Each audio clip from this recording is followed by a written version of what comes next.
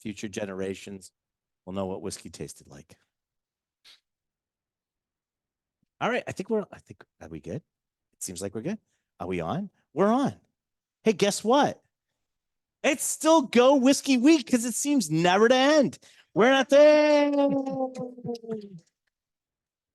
This is our last seminar of Go Whiskey Week. And as they say, we always save the worst, the best for last. So we have Ed Coles here and Ben Chambers is here. And they represent Murray McDavid, and which is a great independent bottler at making some fine products. Ed, I've known way too long. Ed's a keeper of the Quake, and he's in here. And Benny, I think he found somewhere along the road somewhere. He said, "I'll take him. He's tall. He's good looking. We'll take him." And but he is our representative for Murray McDavid, actually, and he's the guy that Ed bugs to make sure the United States gets its fair share of Murray McDavid. Am I wrong on that one? Absolutely. Absolutely not. Absolutely. All right. So for those of you who are unfamiliar, and I sort of want to maybe even have Ben, excuse me, do it. Explain Murray McDavid and explain what an independent bottler is. Oh, where do I start? So I'll start with an independent bottler. Independent bottler basically is a company which was or has come about.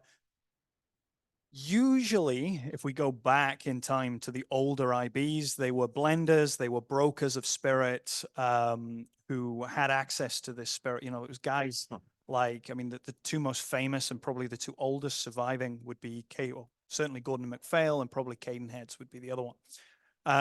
And they were blenders, they were bottlers, and they would tour Scotland, visiting all the various distilleries, buying up whiskey to create their blends.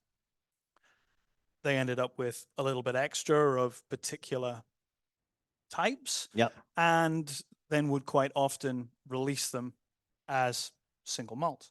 And as single malt gained in popularity through the 20th century, the number of independent bottlers increased and increased. Through the downturns in particular, when these great lakes that exist, the but whiskey not lake quite in the same way, were around, obviously, and they had a bit of money. They were able to buy up some absolute gems.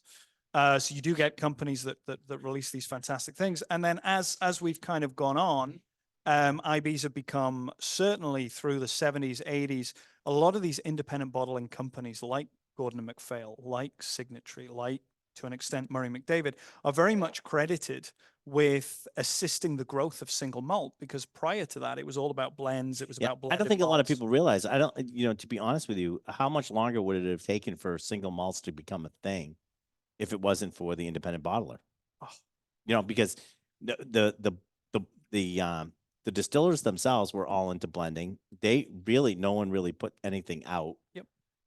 Which is what helped create that whiskey lake. But they were slow to react, and they took a gander at what the independent bottlers were doing and said, well, they're selling single barrels of our stuff. Why can't we do that? And that's how, that's how you start to get a lot of the single malts to make their headway. But independent bottlers really sort of led the way. Over the years, I can think of so many distilleries that you just never saw out on the market. There was a few single malts out and about. Probably Glenfiddich is probably the biggest and most famous. But there's more and more and more of them coming out. And actually, it's quite funny because they're still releasing them. Distilleries that have never actually been available on the market are still being released today. So, there's Diageo very recently have just started to launch Glenelgin as a standalone malt by itself. So I'm expecting in the near future there to be a range and various other things. But prior to that, you might see it in Flora and Fauna. You might occasionally see the odd bottling as a special release in recent times. Go back. Well, the only time if you wanted one, you had to go to an independent bottler and find one there. There is now Glen Harker's, was another one. And the list goes on and on and on. You look at the number of look at Mortlach. Mortlach has now become this big brand. It was part of the Flora and Fauna series that a tiny Just in release case them. any of you are ever wondering what to get me, Floraflana 16 Mortlock is fine for a gift anytime, you're looking out there. That is one of my, I can only have one whiskey for the rest of your life. That is my list. That's on my list as number one. Okay, bold, Yeah, I love that whiskey, bold. the 16. And then they Crazy screwed it expensive up now. when they came out with more like single barrel again. And then they Yes. finally fixed it. But, Yeah. that's a story for another day. So jumping back, so independent bottlers basically were companies that were buying whiskey because back then it was available. You could literally knock on the door of a distiller and say, "Hey, I want to buy whiskey from this distillery, that distillery, that distillery." Much more complicated now. Go to Murray McDavid. Murray McDavid was founded in 1994. It was a gentleman called Simon Cochrane, a gentleman called Gordon Wright. Gordon was the nephew of Headley Wright, who sadly passed away very recently, but was the owner of Springbank, and another chap by the name of Mark Renier. So that company was founded in 1994. Gordon basically was the knowledge, the access to spirit whiskey coming from a distiller's background. Mark was a bit of the finance operation, but also, he was a London-based wine merchant by trade, and he was access to the barrels, to the casks, because one of the big plans that they had was they were betting that single malt was gonna take off at a time when this great lake of whiskey existed. There's still a great lake of whiskey. It's just not accessible. Yeah. Unfortunately. Whereas back then, these companies needed to sell it. And as such, they were able to go out, they were able to pick up some fantastic malts. Mark was able to use his contacts primarily with wine makers and wineries, although port, sherry, all sorts of things were being used at a time when the industry basically was just focused on bourbon and sherry barrels. There was very little variation outside of those two. Yeah, but they were easily accessible. They weren't a lot of money, and you could get them. Yep. Didn't have to worry too much. Yep. But as more and more and more distillers were starting to use those, the prices were going up, hence why this great idea of, well, let's see what else we can do, came along from Mark Renier. Fast forward to the year 99, 2000, and Murray McDavid would actually, or the company behind Murray McDavid, Mark Renier, etc., would go on to buy the Bruichladdich distillery and bring it back to life. Jim McEwen would join the team, coming in from Bowmore, and help revive. Became the manager of the Bruichladdich distillery, and also kind of took over the day-to-day management of the casks of Murray McDavid. Fast forward another 12 years, 2012, in comes Remy Cointreau. And Remy bought the Bruichladdich distillery for, I think it was £58 million from memory. But with that, they got the Botanist gin brand and the entire Murray McDavid brand and all the stock. As a large distiller or a large spirits company, they didn't really know what to do with an IB that had an independent bottler that had one cask of this, 3 of those, 5 of those, 2 of those. This is in wine, this is in sherry, this is in bourbon, this is in whatever else. So Murray McDavid pretty much got put in a warehouse, closed the doors, and forgotten about for a year or so until they needed the space because they were expanding Bruichladdich, they were increasing production. So they reached out to a company called ACO. ACO is a long-standing broker and service provider within the industry. So most people have never heard of the ACO business unless you are working within Scottish distilling, because traditionally they would do barrel storage. They've got their own coopers that would work on barrels for people. They would supply wood. They would supply spirit, brokering between various companies. But it was very much B2B. As opposed to, to a consumer making a brand. Right. So this was kind of the first venture by the business. And the story goes that basically they invited our owner and the ACO business over to value the stock, not to buy it. Okay. And our owner just saw what was in this treasure trove and went, "What do you want?" For the whole thing. For the whole Kit thing. and caboodle. And a deal was done there and then, and he had the whole stuff off the island. Murray McDavid now is not based on Isla anymore. It's now based out of the old Colburn distillery up on Speyside, and all the stock, all the barrels, the brand, everything was moved lock, stock, and barrel to the Colburn site. Nice Transportation means a little bit easier because you're on the mainland now, right? Absolutely. Yeah. But we kept that heart and soul of, this has been the really important thing over the years, is keeping the heart and soul of the Murray McDavid brand. So, the vast majority of our older casks are still, everything is kept in dunnage, the old Victorian dunnage style of warehouse. Everybody know what dunnage is? Okay. No? Yes. So dunnage warehouse, or the Victorian style of dunnage warehouse, basically it's like a warehouse that's half underground, or at least about a third underground. They're dug down into the soil. And a lot of these, including the ones that we operate currently, actually have soil floors. And it's all about preserving the humidity, keeping those casks cool. They're fantastic for long-term maturation of stock. And whereas palletized tend to, they're the ones which really, you don't want stuff in there for too long, and racked being the other main type.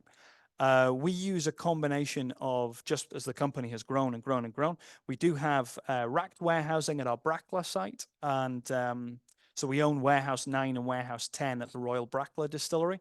Very long story short, as that distillery expanded, when Diageo owned it, back in the 80s, late 90s, 80s, early 90s, they needed more warehousing. They had 8 small dunnage warehouses, and as the distillery was increasing, they needed a big site, so they built Warehouse 9 and 10 across the road.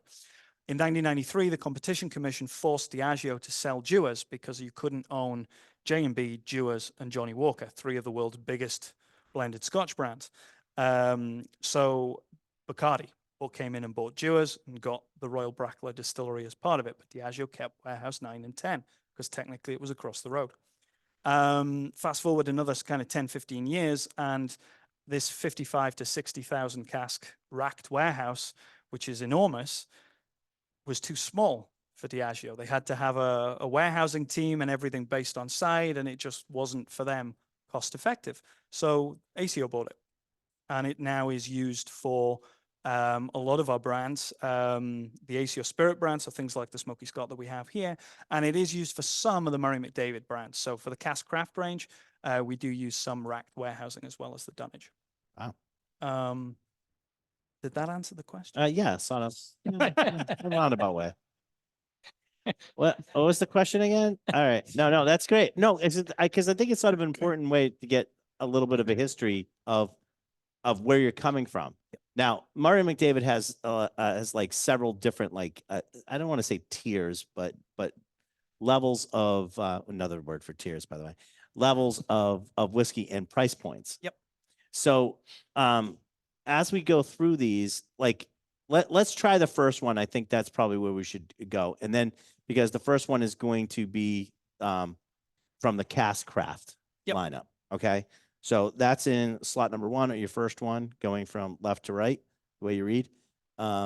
This one here is which one's this one? Dalwhinnie. Dalwhinnie. I gotta get my glasses checked. Yeah. So Dalwhinnie Distillery, basically the cask craft range was something which came about a couple of years ago as we were looking to grow and expand and redevelop the brand. Up until literally 2022, it had been in the same packaging, a couple of slight tweaks. The old tins hadn't really moved, and it was predominantly just the benchmark range that existed. But as an independent bottler, there are, that was great 20, 30 years ago, but there's now so many IBs out there on the market that how do you stand out? How do you do something different? So working with a lot of our distributors around the world, we decided to turn things on its head a little bit. And it wasn't a case of, here you go, here's some whiskey, go sell it. It was actually a case of, guys, what do you need? What are the other companies not giving you? So we started this project by speaking to a lot of our customers, a lot of our markets, and what they were saying is, look, guys, the price of independent bottling stuff seems to be going up and up and up and up and up. We would really like some easy drinking, good whiskey with a good cask finish, distillery name on the front if you can, at an affordable price. So I don't want that to be taken as these were made to be cheap.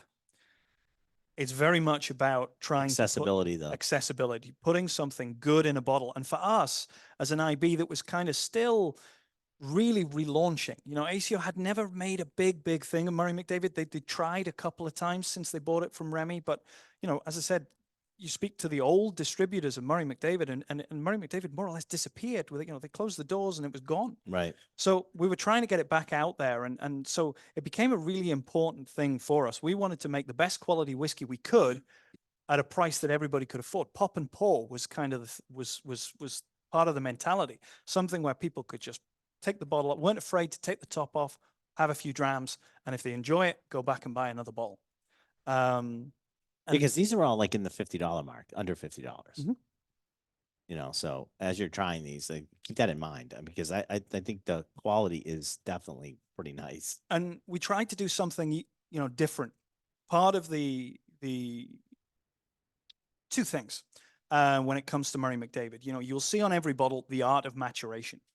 So this is really important to us. This is about pushing the boundaries, about trying new things, different wood types, different aging techniques, and how we go about it using different spirit types as well. But the other huge part of Murray McDavid is honesty. It is total transparency, which is very, very, very unusual because we take it to another level. How many whiskey businesses do you know that tell you where they buy their bourbon barrels, where they buy their sherry barrels, where they buy their Madeira barrels? And we quite proudly, even on our cheaper ranges, or more accessible ranges, You got to get this down. we even put that on the bottle. So this particular whiskey that you're trying, whiskey number 1, is a Dalyuen, so Speyside Distillery. Traditionally, this would have been one of the basic blending 101. You have 3 main component parts when making a blend. You have a backbone, that's your flavor. Traditionally, that would have been your Isla or a Mortlach, you know, a big, powerful, big textural, big flavor style of single malt. Then you have your grain whiskey. That's the main component part normally, unless it's a very, very high malt content blend. But then you have this thing in the middle called the filler. And traditionally the filler, it's like the glue that brings everything together. And the biggest distilleries in Scotland, Glenfiddich, Glenlivet, are fillers. They're the ones in most demand in terms of single malt because that's the main kind of component of the malt part. Dalyuen is a smaller distillery, but it is technically used as a filler. Used in Johnny Walker, primarily, a little bit in J&B. And it's this light, floral, soft style of single malt. For us, it paired perfectly with these little, so Koval distillery casks. So Koval up in Chicago use a multitude of different sizes of barrel. For this particular one, we use their 110 liter, so almost half size bourbon barrels. Slightly heavier toast, slightly heavier char. You get the vanillins kind of agitated a little bit more in the wood. So you get this really soft, creamy, sort of vanilla, a little bit of cinnamon, very easy drinking style of single malt. I love using this whiskey to start a tasting. Ed's heard this story before, but I call it my breakfast whiskey. It's one to start the day just to get the palate going because it's so approachable. What do you guys think of this? Right? It's just nice and enjoyable. There's nothing super complicated about it. But it's good, and it hits all the right buttons. It does real well over cornflakes. Yeah. Scotch and eggs. Why not? Well, I mean, especially, I want to just say this because we talk about this a lot about the popularity of bourbon and why it's so, because people like that sweet note. And Randall's not here right now, but he'd bring it up. Is like, what did most of us grow up on? Sugary cereals for breakfast, right? So we sort of have that palate that likes that little bit of a sweetness to it. And bourbon fits that thing. This actually has that. It has that sweet, light, sweet taste to it that would fit for most people for that exact purpose. Not for breakfast over cornflakes, but you get what I'm saying. Nice, really nice whiskey. Yeah. So yeah, as I said, the whole point is something something to be shared, something easy drinking. You know, if you've got guys over on a Friday night for a card game or whatever, you're not worried to just take the top off, pour, and within moderation, keep going. Yeah. What do you guys think? Yes? No? Maybe? All right. Good. All right. Number 2. Number 2. So, And by the way, just so everybody knows, 44.5 ABV. This is a 700 milliliter bottle. Just so you know, just and that is part of it. Is knocking these in at the right ABV too, for your cost effective. yeah, I'm experimenting. But it's showing flavor too. I mean, that's the whole thing. It's got to be a balance. I'm still. We didn't rush these. I don't want that to come across because that's not what happened at all.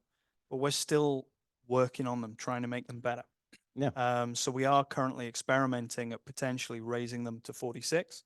We think we found a new method of production in press plating over chill filtration, because the Caskcraft range currently are chill filtered. You know, if we use this press plating using 2 charcoal plates and a bit of pressure, we would be able to do these at a higher strength without taking any of those essential oils or anything out, Right. and without affecting the price as well, which is also That's really good. important. So, you know, ever in the Better pursuit, drinking through chemistry. That's always good. ever in the pursuit of perfection. Right. But yeah. That's nice. So I whiskey like number the Madeira 2. in this one. Yeah. Whiskey number 2. So this out of the That's whole. number 2. Number 2 is above. Oh, sorry. Don't take it. They're written on there. I know. So whiskey number 2, this is another part of the Caskcraft range. This is our Madeira cask finish. This is Linkwood. So another Speyside single malt, moving kind of about 50, 45 miles. You don't see a lot of Linkwood Around the bay. from the distillery either. No. Again, I think, is there a Flora and Fauna release? And that's about it. Yeah, that may be on. And it's a real shame because personally, I love Linkwood. It's so versatile. It's so much fun to work with. It pairs so well with different wood types. I think poor Ed is going to get sick of me sending him samples of Linkwood because I keep buying it. No, I won't. No, I won't. I keep doing stuff with it.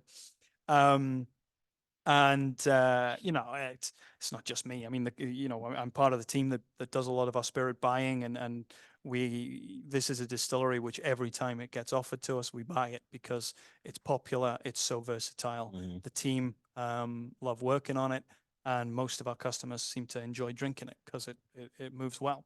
With this particular one, we paired it up with barrels from the Justinos vineyard. Again, we put all of this information on our labels. So if you look at the front, it says Madeira cask finish. We try and make this more about the flavor and what we've actually done, but it does tell you right across the front, again, from the Linkwood distillery. Madeira cask finish, fruity and sweet. As you turn that bottle around on the back label, we like to give as much honest information as we can. So we tell you the distillery, we tell you the typical, stereotypical character of that distillery. Then we tell you the barrel that we're using and where that barrel's come from. And then we tell you the influence that barrel should, obviously everybody's tastes are slightly different, but should be having on that whiskey. And then we kind of come with the conclusion and the result. So if somebody just wants a bottle of whiskey to sit and drink, you don't need to, you can ignore all of that. But if somebody wants that, you know, a big part of food all over the world, food and drink, is people wanting more transparency, wanting to know more about what they're consuming. And that's kind of what we've tried to do. Now, maybe it's because we just talked about breakfast and breakfast cereals, but I didn't have a cell phone when I was a kid. And I just read the back of the cereal box like 100 times. That'd be perfect. So here for me, stone fruit marmalade. Yeah. And these are just like fairly easy drinking. The flavor comes through. I mean, you're getting the Madeira on that. It's just it's quite lovely. Yeah. What do you guys think of that one? Right? I mean, you can almost, like, the sad part is, so if, like, well, not sad part, but let's say 1, 2, 3, 4, 5. So 2, 4, under $500, you could own them all. under 250 bucks. But yeah, let's say 250, you can own them all. Yeah. Yeah. That's And have a little collection of people that, these are also great. Like, look, they're great for you to drink and because they are approachable and they're great. But when you bring somebody over and you're trying to get them into whiskey, right? What's great? You get approachable, tasty things tend to bring people in, right? And you could actually go through and try these out on somebody that's thinking about that they may like whiskey. And this is exactly it. This has been a really key part of why we wanted to do these and why we wanted to get something good in a bottle that was really approachable and drinkable. I'm going to make an assumption here. I'm always told you should never do that, but most of you in this room have probably had an independent bottling of something at some point. But everybody somewhere started life on their whiskey journey with, whether it was a Glenfiddich 12, whether it was a Glenfarclas 10, whether it was a Glenlivet, either age statement or no age statement. And there's nothing wrong with those whiskeys. Please don't take that as me being derogatory towards those, because it's not in the slightest. They are just more accessible. They are bigger brands, bigger companies. They've everywhere. got a bigger reach, and they are everywhere. So that tends to be where people start their journey. And they're also relatively affordable. But how does somebody that's done that, that's tried one or two whiskeys like that, make the step to a modern day independent bottling? Because quite often they are 80, 90, 100 plus bucks. This is how you do it. Yeah. Because it's within that price range. It's good, hopefully, good juice, and they're very approachable. So this is kind of another really important thing for us as an IB, because it helps people start that journey. Yeah. And if you find whiskey you like these, and you're going, what's the name of that brand again? Oh, Murray McDavid. Oh, it's a birthday, it's a Christmas, it's an anniversary. I'm going to try the single cask because I really enjoyed the everyday ones. Right. So that No, it's became introduction.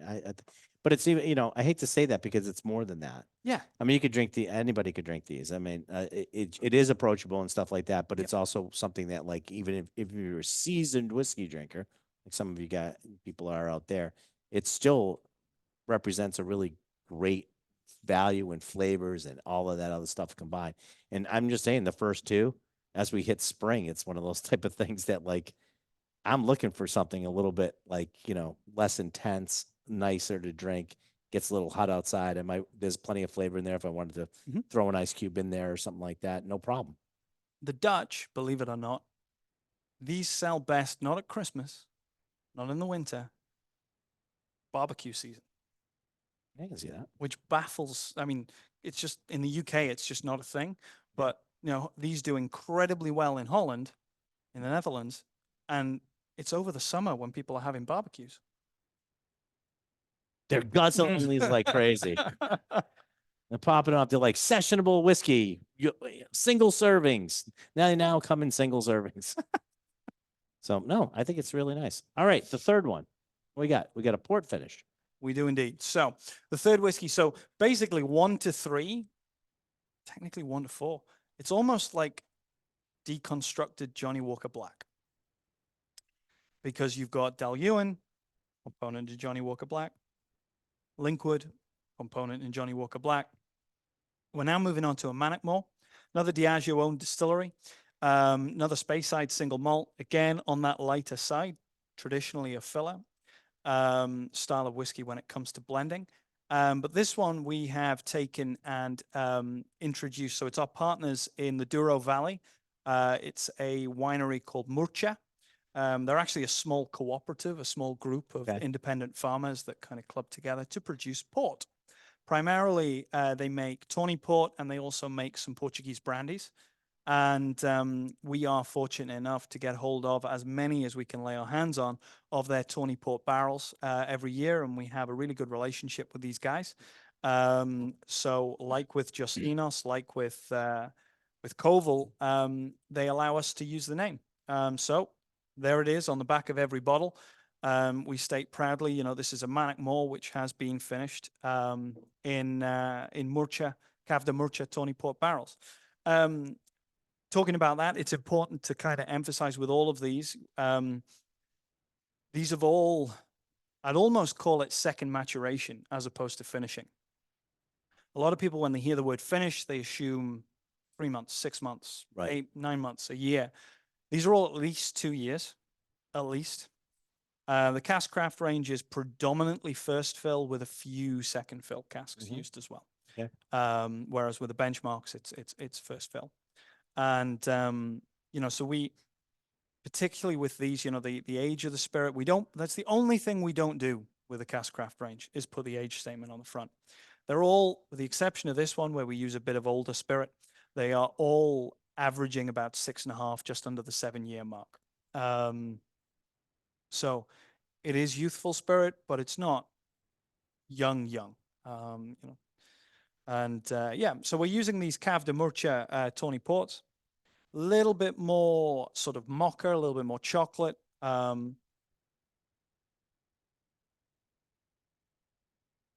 little bit more spice coming through from that European oak. And we're just building. Yeah. As we go through these.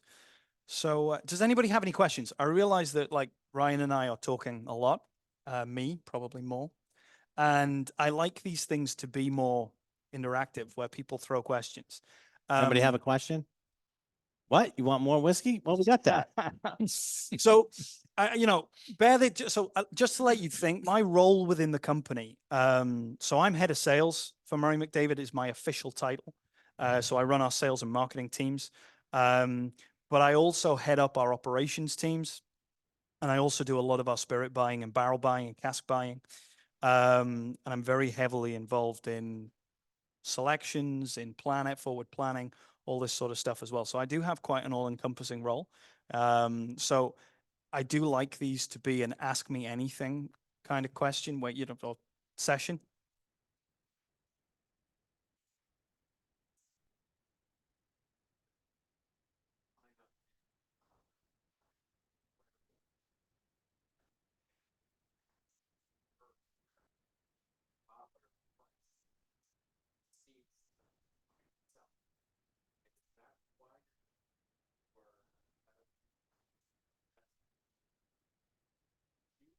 So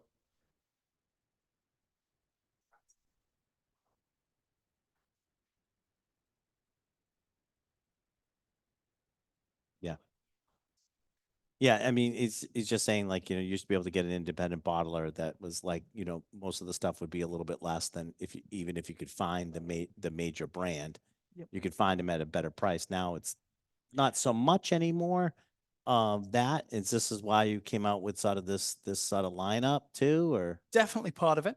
Definitely the part is trying to keep whiskey affordable, approachable. We want people to drink our whiskey. We want people opening those bottles. We don't want them sitting at home on a shelf in a cupboard or being put through an auction. Or, whiskey is made for drinking. That's very much our ethos and what we want people to do. So that's definitely part of the thinking here. As we say, Murray McDavid's in a very fortunate position with us being 30 years old. We have these older contracts and supply agreements where we can tap into spirit from new make. We're one of very few independent bottlers where we do buy older spirit, but we don't just buy older spirit. We actually probably currently buy way more spirit new make and have done And for a age number it of yourself. years, and age it ourselves and control the destiny of those casks. A lot of IBs can't do that. They don't have the access to young new make and spirit. hence they have to be more expensive because you're buying basically a finished product. Somebody else has aged the whiskey for you. Now, Right. yeah, okay, they may Time and money time is money. they may keep it for another couple of years or a year or whatever and do a finish on it, but they're having to buy in one sherry cask instead of a container load there, and it's all economies of scale, I suppose. So that's part of it. Another part of it, I was looking at some old bottlings of Gordon and MacPhail today. And again, this is not a negative. It's just how times have moved on. Those older bottlings were all bottled at either 40 or 43. Well, that was one I was going to bring you on, is that they've gone up, but they've also realized the certain ones you can't get. So there's a scarcity.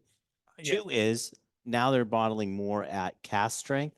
Yeah. Which they didn't do before. And again, alcohol content's money also. Yep.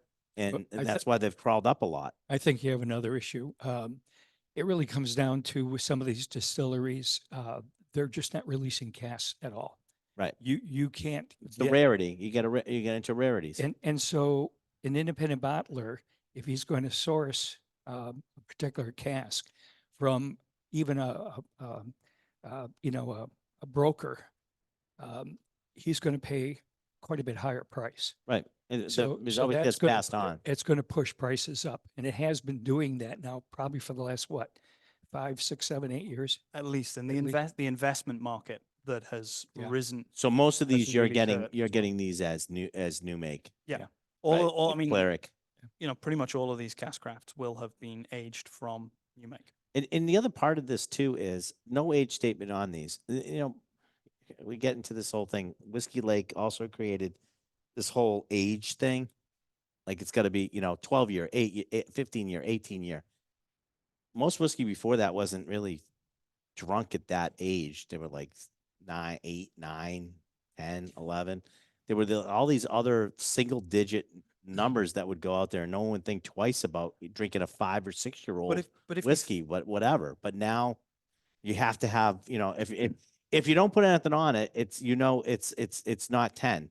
But have you noticed that that's almost uniquely a Scottish phenomenon?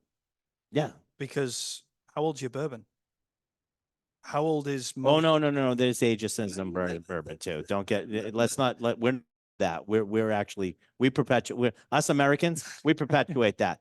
If Okay. it's more, you can get more money if you put more age on it. So what So- brand established 12 years? It's one brand. That would be Elijah Craig. No. No? Chevis.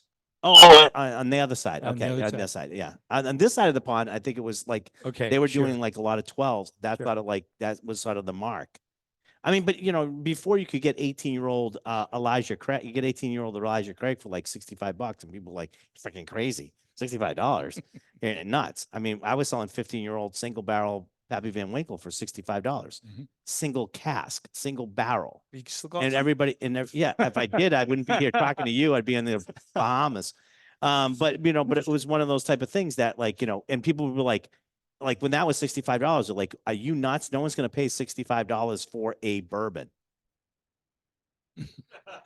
Now they're like, can I get a bourbon for $65? I'd like to pay that, please. I mean, and it comes back down. I mean, now you're seeing more stuff that's coming out that's, like in that range is like you can get some $50 decent, good bourbons at that price. And it's the same thing you're doing. It's like, Yep. Okay, here's something good that like Scotch whiskey, single malt, doesn't have that graininess at a younger age too. So you can get away with having a 5, 6, 7, these are probably 8-year-old whiskey and it tastes great. No problem. Yep. I mean, at the end of the day, it depends on how it tastes. If I have a 6-year-old bourbon that tastes like grain, then I'm not buying it.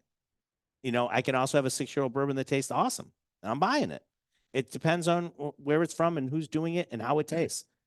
That's where the proof should be, is on liquid to lips. Yep. And I think more and more people are understanding that now. I hope so. Yeah. Because that there has and still continues to be in a lot of markets this snobbish attitude towards 12, 18, 21, 25. And if it's not 21-year-old, I don't want it. If it's not 18-year-old, I don't want it. And Well, here's the whole thing. The whiskey company said, we're going to take the age off, non-age statement. And age doesn't matter anymore. And okay, that's great. But when they're $80 a bottle or $90 a bottle, they're not putting, there may be some 5-year-old or 6-year-old in there, but Yep. that they're not like, that's not like, they're putting other stuff in there and you can taste it too. So you took the age off, but you snuck in age in older and younger, so we can't tell the difference. So therefore we can charge more because obviously there's older whiskey in there Mhm. and you're gonna have to pay for that. I go, well, why am I paying for older whiskey? That's time. Yep. And Sure. and Scotch is a victim of itself, of its own doing. I was gonna say it's a self-inflicted.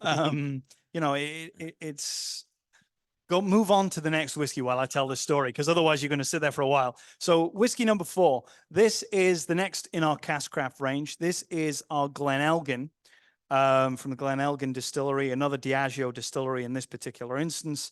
This is, we've called it the peated finish.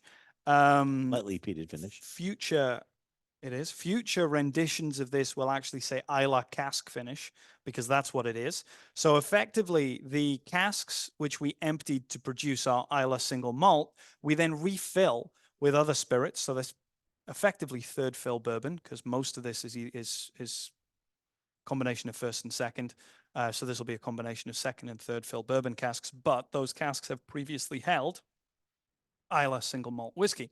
So there is a gentle smoke there to it, but it's more, for me, I get more of the kind of citrus character coming through, which if you ever have unpeated Kalila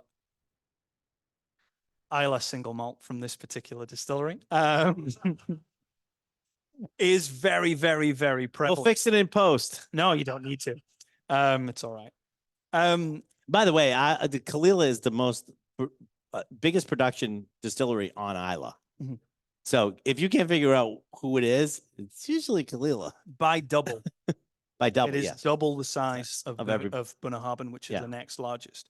And 50% of Bunnahabhain's production's unpeated. So Figure it out. doesn't take a brain surgeon. So yeah, there is a little bit of peat there.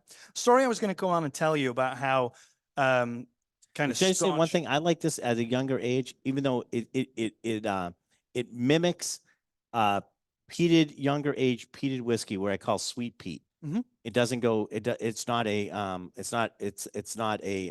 earthy flavor. It's actually a sweetness Yes. of the smoke. Do you guys get what I'm saying on that one? So it mimics that by using the cask. Yeah. And some markets have struggled with the concept. Some markets this has done really, really, really well. So we are gonna keep perfecting it, keep changing it. It's one of the reasons That is why pretty good. we've changed the name or the how we list the finish to Islay cask finish, just to help people understand it a little bit. I have been asked a few times, how do you finish whiskey with peat? Is that not soil? And Yeah, I'm why like- not? I'm like, yeah. Okay, so are you putting it in the cask? I'm like, no, I'm not putting soil in the cask. It's a cask which has previously held peated whiskey. Yeah. So yeah, so we are I didn't think changing. that was that hard of a concept. I mean, Uh, maybe I'm being dense, but I don't think so. You work in whiskey. Yeah, I work. No, I try to work in common sense, but that doesn't always happen either. So The story I was going to go on and tell about the age stuff, basically a few years back, the governmental system in Ecuador changed.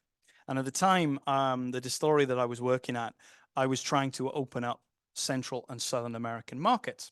I got a call from these guys in Ecuador and said, hey, I hear you're working at such and such. I was like, yeah. Is that on Speyside? I was like, yeah.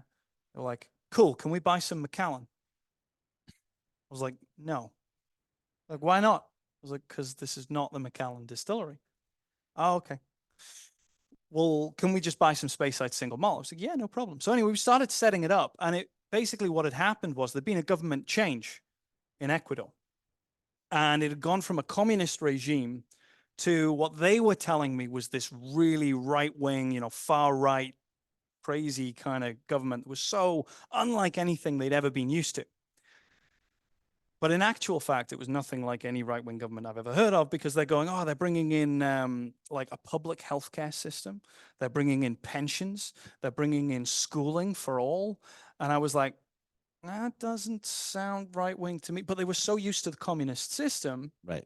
that to them, it was different. But what was coming out of this was this change in the trade deals that they had. And the first big set of trade deals that they did was with the US. And two TV or streaming services were the first big US media companies to kind of get their teeth into Ecuador. One was HBO and the other was Netflix. So two TV shows at that time were taking Ecuador by storm. Anybody guess what they are? I'm gonna say Mad Men's one. No, No, okay. but close. Okay. Suits is one, and Game of Thrones is the other. Well done, whoever said those. So every billboard, every advert that you saw around Ecuador, you had Game of Thrones, White Walker, or you had Harvey Specter drinking Macallan. And what does Harvey Specter drink? Macallan 18 or Macallan 25. So even the kind of big companies are brainwashing everybody that it needs to be an 18 or a 25. So as such, they're like, right, we want to order X number of pallets of 18. We want to order all the 25 you can sell us. I was like, do you know how much this stuff costs? Like, and they had no idea. No, he They- drinks it like they- water, they so were it should be like, fine. It's going to be like $30 a bottle. I was like, no. Not in Ecuadorian money. I was like, do you not want some 12-year-old? No. Harvey Specter drinks 18-year-old. That's what we need. And this had all been brought about by those big conglomerates. All I can think of, all I can think of is them getting anything you sent them, Speyside, single malt, and packaging it as 18-year-old McGallen, and selling it. Has anybody ever seen the bottles of Johnny Walker Blue that come out of India? I mean, one of them is literally the walking man with the Johnny Walker light guy. It looks like the guy that's crossing the road. You know, don't walk guy. But that like more Johnny Walker Blue is sold in India than Johnny Walker Blue made. Yeah, that doesn't All right, surprise figure me. that out. But that's all I can think. As you're telling the story, I go like, we're entrepreneurs now. Send us all your whiskey. We'll take care of the rest. Can you send that in bulk? I mean, fortunately, the way the governmental system works, you have to register a brand and various other things. So, you know, we did see that the brand got registered, Something fell upstairs. the brand was selling in the market, etc. So I'm not so worried about that part. But the frustrating side from a producer that had at the time a 12, a 10, an 8, a 15, you know, and you kind of want to sell them the range, you know, you're trying to build a brand, was that because the big guys and the SWA had backed it, had kind of invested all this money into these brands because it's, you know, subliminal advertising, Right. basically. And it worked. Look at what do they want? And then all of a sudden, you're getting phone calls saying, hey, I want 18-year-old Macallan, or I want, if you can't do me Macallan, I just want 18-year-old single malt. So, you know, we're a victim of our own success, you know, in that you know, aged whiskey is in short supply. And that's one of the things that's pushing the price up. And people don't necessarily make enough of whiskey at this kind of age. We're now actually coming full circle to a point of this story, but you know, they don't make enough of younger whiskeys, which can be perfectly drinkable and relatively affordable. Yeah, absolutely. So let me talk a little bit about the commercial side of this. These, the cask craft bottlings have been bottled up to about 6,000 bottles, okay? And what we're going to do once we run through this particular range, we'll replace it with another series. I actually have 2 new ones coming in on our next shipment, which is Tinanik and a Thrusk. Those will be coming in under the cask craft series, basically the same price. It's all going to be line priced. So what we're going to do is we're going to continue to offer these really values on a regular basis, but they will change on you eventually. Okay. Yeah, that's cool. Yeah. So they do keep Most people haven't had Althrusk. They do keep the independent bottler ethos. Okay, it's not single cask, but the important thing is they're relatively small batch. 6,000 might sound like a lot, but it's really not when that's the entire run of one product. So yeah, so they're small batch. It's kind of get it while it lasts, and then Move on. We'll be bringing out more and more and more as we go. Yeah. Well, the next one we're going to do is part of the benchmark.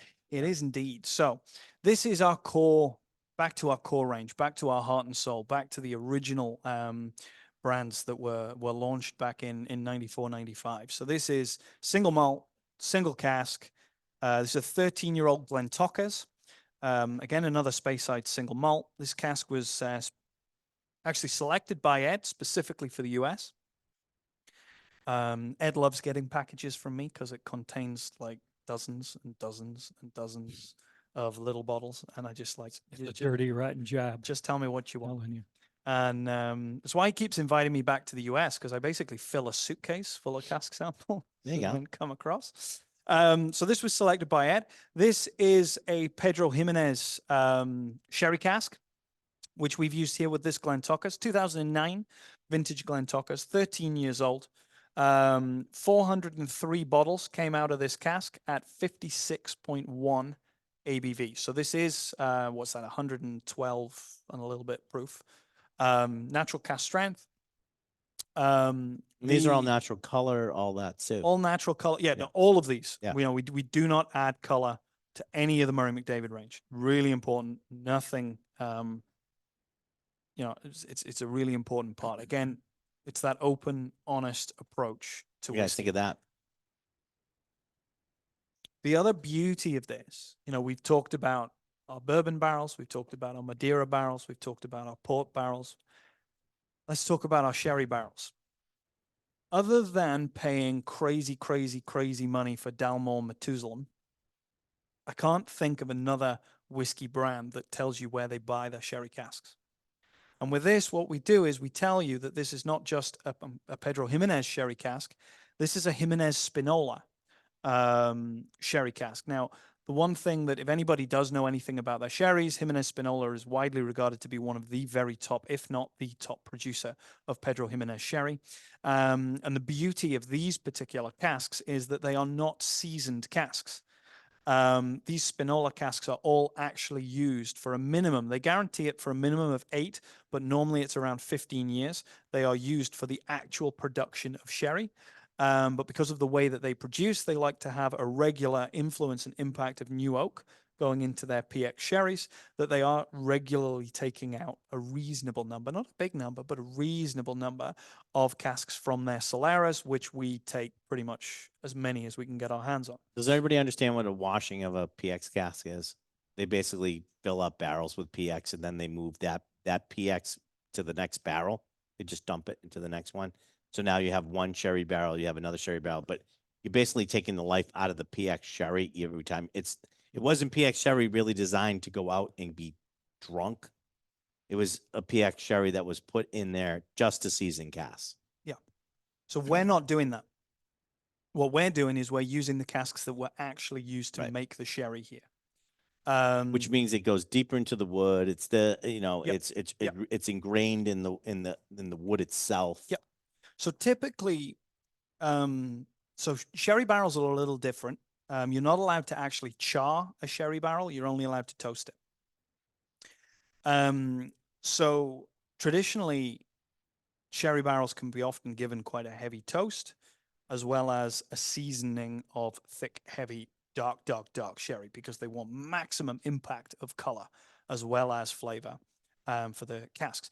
Now, the casks that are actually used in the production of sherry, the wood tends to get a little bit washed out because it's constant use with that with the sherry that's in it. And that's what happens here. So with our Spinola casks, we tend to, although this one has actually turned out with, I would say, pretty good color.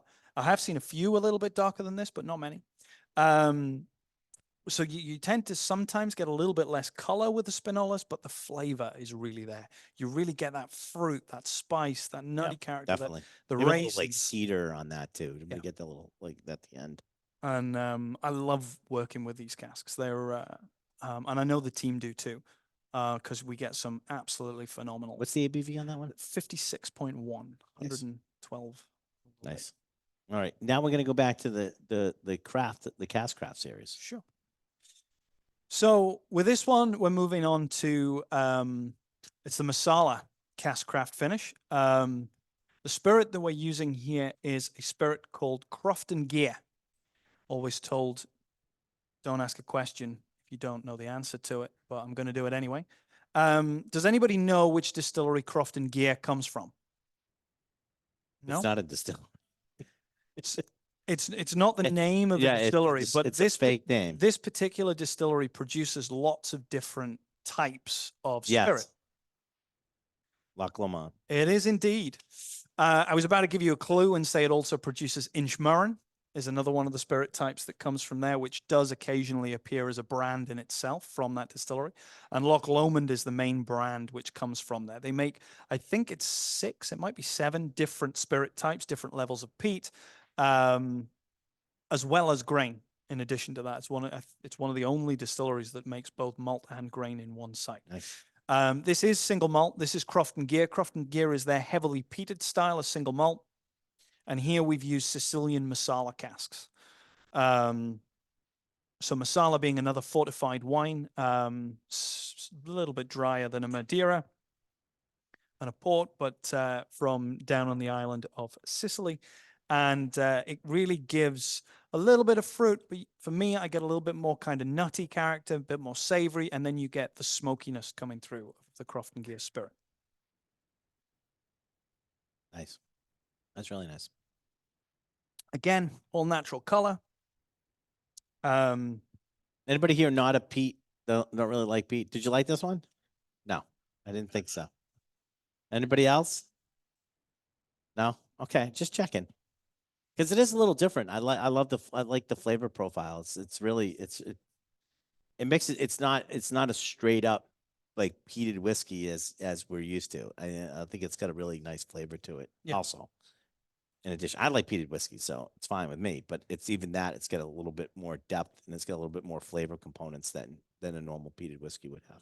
Sure. Like it. Yeah. Good. Now, Cool. what's the okay? So explain the next whiskey here, because this is the one that always confuses everybody. Why? I don't know, because there's not many there's not many whiskeys out there that are just peated whiskeys that have no affiliation with a distillery Sure. So this is part of that are successful, anyways. I should say, but that's the whole point. filling me with dread. It's okay. I'm not gonna fill you with bullshit. I'll at least fill you with dread. I mean, you know. So this is part of our ACO Spirits range. So alongside the Murray McDavid brand, with the independent bottling side, we also have some larger scale production whiskeys. We have some Highland single malt. We have a couple of different blends which we produce. We have a whiskey range that's pretty much just available in Europe called Parkmore Selection, which is slightly larger batches than anything you would find in the Murray McDavid range, which is all done and worked on at the old Parkmore distillery, again on Speyside.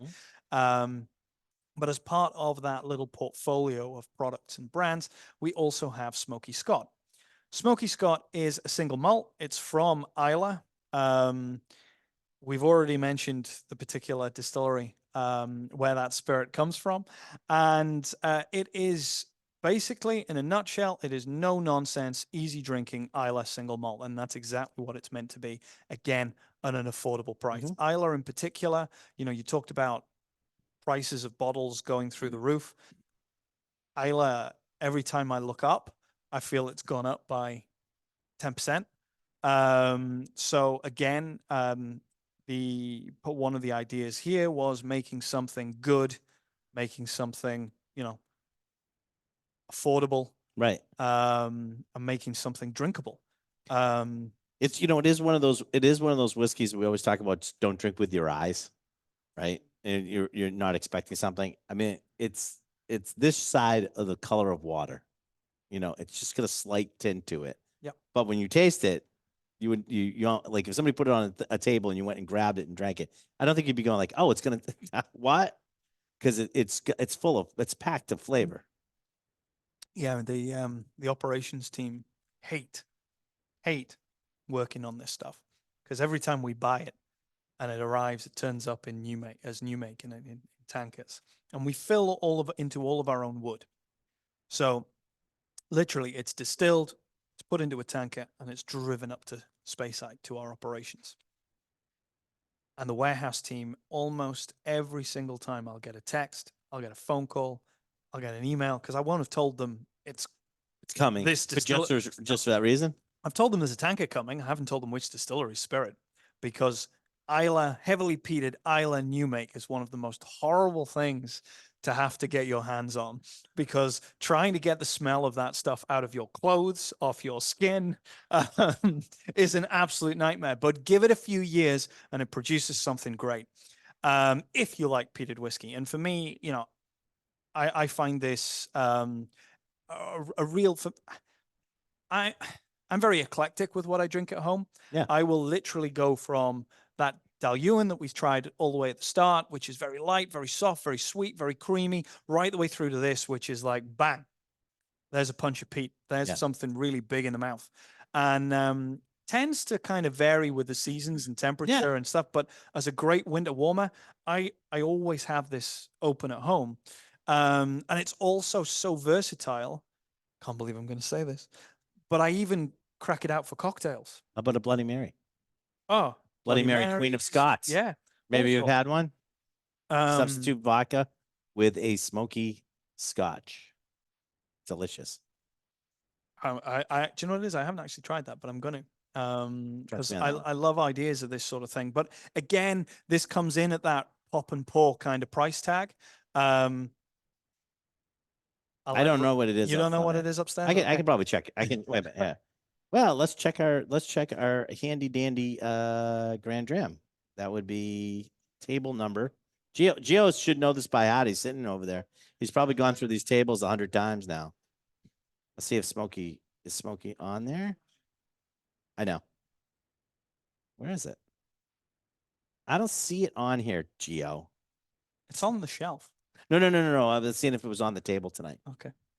Gio will find it. We'll find out. It's not very expensive. But any, I can tell you. I'm that going to it's not. say it's about $48. Yeah. $650. Something like that. Stop. What is it?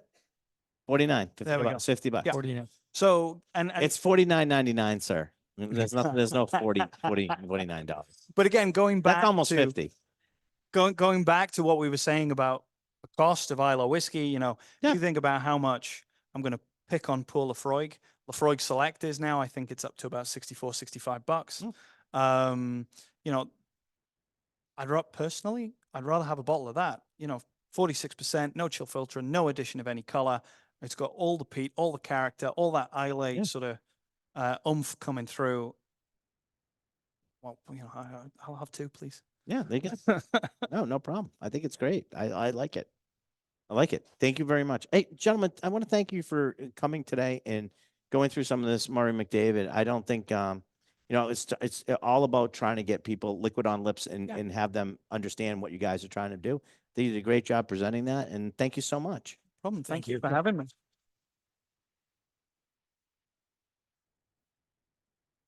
If you want to see any of this, go to It's the Liquor Talking on obviously on wherever you get your podcast from, such as you know, Spotify or whatever. Or you can always go back to Julio's Liquors Facebook page, and you can find this under videos and look up for it. Thank you everybody for coming. Please be safe, and we're gonna go get to clean this area out because we got to do the meet and greet tonight. So let me end all this stuff up.